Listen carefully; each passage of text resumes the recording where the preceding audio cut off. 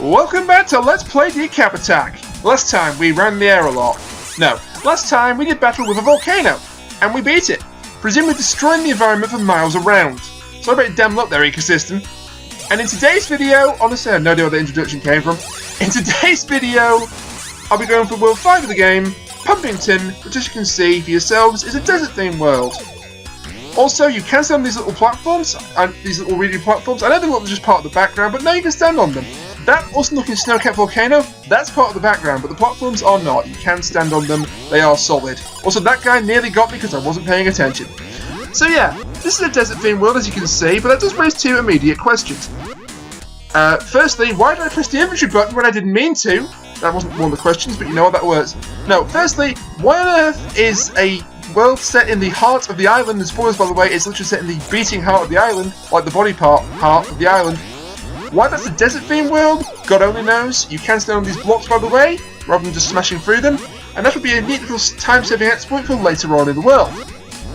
And the second question, perhaps more importantly, this is now the second, well it's not really a question, because there's no question mark involved, but this is now the second time that a world has been named something Ington in as many worlds.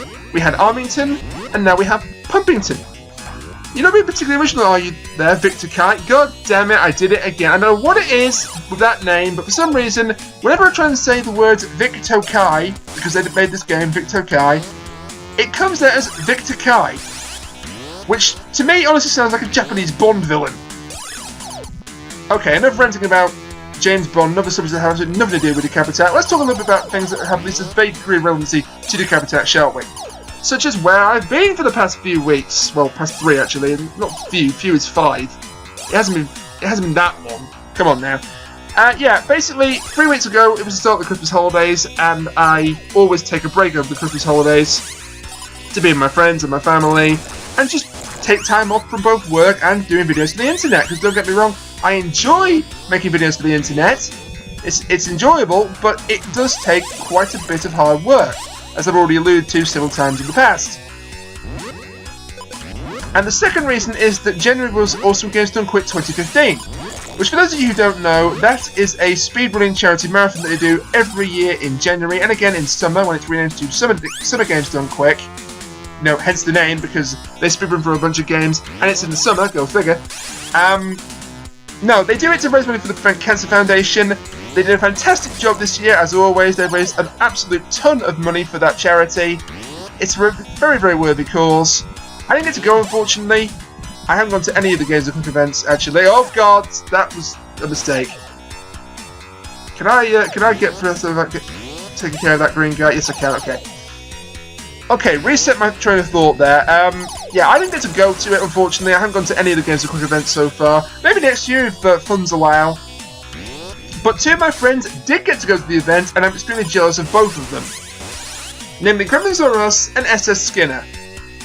But no, all joking aside, I'm not really that jealous, because it was great they got to go. I hope they had a fantastic time. I know Grems did, because that was all she said the first day she got back on Skype, was, oh, what a fantastic time HDQ was. And Sam, that's SS Skinner for those of you who don't know, she was actually reading out the donation comments for a portion of the stream. And she was a big hit on social media. In fact, they went as far as to call her the best host by far of HDQ 2015.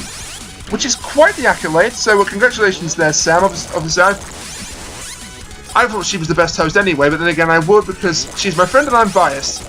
And I'm going to stop right there before I take myself any further into a hole I cannot possibly get out of, and instead talk more about the game in question, Decap Attack.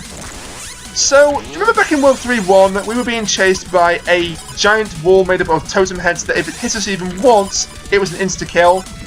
Well, as you see there, this is like that stage's meaner, bigger brother. Now, it can't actually kill us if it hits us, it just does 1 damage, but one thing it can do that's nastier than the other one is you can get stuck in the sprite, and that way you'll take more than 1 damage, because your invincibility frames don't last long enough to get out of it without taking damage. Also, it's a bit of a risky strategy, but you can actually, and it cost me there, you can actually hover on top of the blocks rather than jumping over them. I kind of want that because that's a heart. So strategy then about this wall stage that fights back, you want to try and stay above it wherever possible, then it can't hurt you. Only coming down to grab certain power-ups like the bonus coins if you know where they are. Unfortunately, I do. And I, by the way, concur completely with CPC Gamer when he said to me that stages like this, when you've got an advancing wall of death, are just the worst. Especially when the wall fights back. Fortunately, it's a short stage, and one last leap of faith completes the level. If that thing had hit me when I did the leap of faith, I would have been steaming, but thankfully, it didn't. You can't actually lose the level if it beats you to the finish. I just felt like being a dick to it, because let's be honest, it been enough of a dick to me. Okay, so you might think that now we can relax. Unfortunately, we can't, because honestly, World 5, for my money anyway, this is where the game gets a lot more difficult. We have more enemies to deal with, they are tougher in nature, they tend to take 2 hits instead of 1, like those green guys that I still hate, but not as much as those goddamn fish. The items and power-ups are a little bit less numerous, still useful, but perhaps not as useful as they were earlier in the game. And there's also some rather tricky platforming to negotiate. And this stage, which I'll get to show off in a second after I've got the blur out of this pole, that did not sound right. This stage actually is a good example of what I was talking about in one of the previous videos where I said that you can actually screw yourself over if you get rid of too many of these bridges. We have these lava pits, also that guy went straight in the lava rather than face me. I guess suicide is the only way out for that guy. Kind of morbid. Okay, what was I saying? That kind of, I did not expect that to happen. That kind of threw me completely off my guard there. What was I saying? Oh yeah, this is a great example of those bridges where if you destroy too many of them and then you die and you have to go back and do the level over again. If you do that too many times, then you either will not be able to complete the level outright, also another one went straight in the lava, but that was kind of my doing, so you know what, I'll take that. I'd like to get rid of these fish before I continue, please, both with talking and with the game. Come on, hit him. Thank you. So yeah, you can make the game almost impossible to clear on this level if you take out too many of those bridges and then die at the boss and have to come back. And speaking of the boss, I'm kind of taking it nice and slow here because I want to keep my head for the boss fight because it makes things a little bit easier because quite honestly, for me anyway, this boss coming up is one of the harder bosses in the entire game, even more so than the final boss of the game, in fact. Also, I'm not going to cut that stage because I know for a fact that's a ghost, so do not want. Yeah, just taking it easy past these ducks and these falling platforms. Hopefully I won't need to come back, but you never know. That was close, I nearly got hit. I nearly hovered right into that duck.